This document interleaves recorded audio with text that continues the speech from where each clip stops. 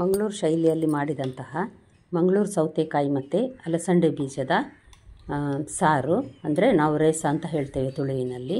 ಇವತ್ತಿನ ರೆಸಿಪಿ. ನಮಸ್ತೆ friends, good food land ಚಾನಲ್ಗೆ ನಿಮಗೆಲ್ಲರಿಗೂ ಆತ್ಮೀಯ ಸ್ವಾಗತ. ಈ ಸಾರು ಅನ್ನಕ್ಕೆ ಮತ್ತು ದೋಸೆಗೆ ತುಂಬ ಒಳ್ಳೆಯದಾಗ್ತದೆ, ಅಷ್ಟೇ ರುಚಿ ಕೂಡ. ಈ ರೀತಿ ಒಂದು ಕೊನೆಗೆ ಒಗ್ಗರಣೆ ಹಾಕಿದರೆ ಅಂತೂ ಪದಾರ್ಥದ ಟೇಸ್ಟ್ ಇನ್ನಷ್ಟು ಜಾಸ್ತಿ ಆಗೋದು. ಹಾಗಾದರೆ ಹೇಗೆ ಮಾಡೋದೆಂದು ನೋಡುವ. ಒಂದು ಸಣ್ಣ ಚಮಚದಲ್ಲಿ ತೆಂಗಿನ ಎಣ್ಣೆ ಹಾಕಿದ್ದೇನೆ ನಾನು. ಅದಕ್ಕೊಂದು 1/4 ಚಮಚದಷ್ಟು ಸಾಸಿವೆ, ಚಟಪಟ ಅಂದಾಗ 2 ಸಣ್ಣ ಚಮಚ ಕೊತ್ತಂಬರಿ, ಅರ್ಧ ಸಣ್ಣ ಚಮಚ ಜೀರಿಗೆ, ಒಂದು 4 ಕಾಳು ಮೆಣಸು, ಮತ್ತು ಖಾರಕ್ಕೆ ನೋಡಿ ಬೇಕಾದಷ್ಟು ಕೆಂಪು ಮೆಣಸು ಹಾಕ್ಕೊಳ್ಬೋದು. ಒಂದು ಗಿಡ್ಡ ಮೆಣಸು ಹಾಕಿದ್ದೇನೆ, 2 ಉದ್ದ ಮೆಣಸು ಹಾಕಿದ್ದೇನೆ. ಈಗ 1 ಕಪ್ಪಿನಷ್ಟು ಫ್ರೆಶ್ ತೆಂಗಿನ ತುರಿ, ಸ್ವಲ್ಪ ಅರಸಿನ ಒಂದು 1/4 ಚಮಚದಷ್ಟು. ಇದೆಲ್ಲ ಮಸಾಲೆ ಹುರಿದದ್ದು ತಣ್ಣಗಾದ ನಂತರ ಈ ತೆಂಗಿನ ತುರಿಯೊಟ್ಟಿಗೆ ಹಾಕಿ ಸ್ವಲ್ಪ ಹುಳಿ ಹಾಕಿ ಸಣ್ಣಗೆ ಒಂದಂದರೆ ಸಣ್ಣ ಈರುಳ್ಳಿ ಒಂದು 1/4 ಭಾಗದಷ್ಟು ಹಾಕಿದರೆ ಸಾಕು. ಮತ್ತೊಂದು 1/4 ಭಾಗ ಒಗ್ಗರಣೆಗಿಡುವ. 2 ಬೆಳ್ಳುಳ್ಳಿ ಬೀಜ ಹಾಕಿ ಸ್ವಲ್ಪ ನೀರು ಹಾಕಿ ನುಣ್ಣಗೆ ರುಬ್ಬಬೇಕು. ಇದರಲ್ಲಿ ಸೌತೆಕಾಯಿ ನಾನು ಸಣ್ಣ ತುರಿ ತೆಗೆದುಕೊಂಡಿದ್ದೀನಿ. ಸೌತೆಕಾಯಿ ಹಾಕ್ತೇವೆ, ಹಾಕಿ ಸಾಕಾಗ್ತದೆ. ಈಗ ಸಿಪ್ಪೆ ತೆಗಿಬೇಕು ಪೂರ. ಸಿಪ್ಪೆ ಮತ್ತು ಈ ರೀತಿ ಬೀಜ ಎಲ್ಲ ತೆಗೆದು ಪೂರ, ಇಲ್ಲಾಂದರೆ ಮತ್ತೆ ಅದರಲ್ಲಿ ಕಹಿ ಅಥವಾ ಹುಳಿ ಇರ್ತದೆ. ಅದಕ್ಕೋಸ್ಕರ ಸಣ್ಣಗೆ ಕಟ್ ಮಾಡಿದ್ದೇನೆ ನೋಡಿ. ಈ ರೀತಿ ಹೋಳು ಕಟ್ ಮಾಡ್ಬೋದು ಅಥವಾ ಸಣ್ಣಗೆ ಸಹ ಮಾಡ್ಬೋದು. ನಾನು ಸ್ವಲ್ಪ ಈ ರೀತಿಯ ತುಂಡನ್ನೇ ಕಟ್ ಮಾಡಿದ್ದೇನೆ. ಉಪ್ಪು ಮತ್ತು ಸಣ್ಣ ತುಂಡು ಬೆಲ್ಲ ಹಾಕಿ ಇದನ್ನು ಬೇಯಲಿಕ್ಕಿಡುವ. ಸೌತೆಕಾಯಿ ಸ್ವಲ್ಪ ಬೇಗ ಬೇಯ್ತದೆ ನೋಡಿ, ಬೇಯ್ತಾ ಬರ್ತಾ ಇದೆ ನೋಡಿ.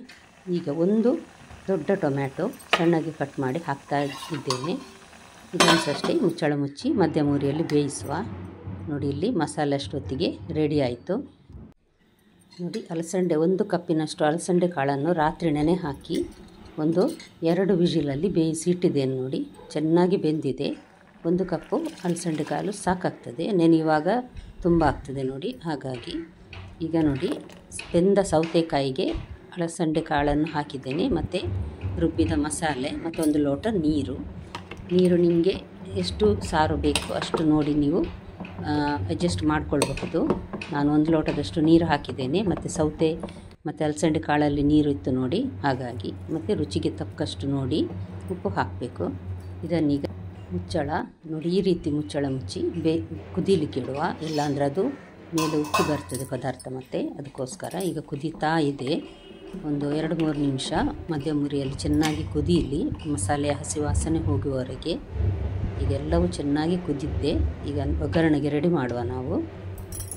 ಒಂದು 2 ಚಮಚದಷ್ಟು ತೆಂಗಿನ ಎಣ್ಣೆ ಹಾಕಿದ್ದೇನೆ ನಾನು.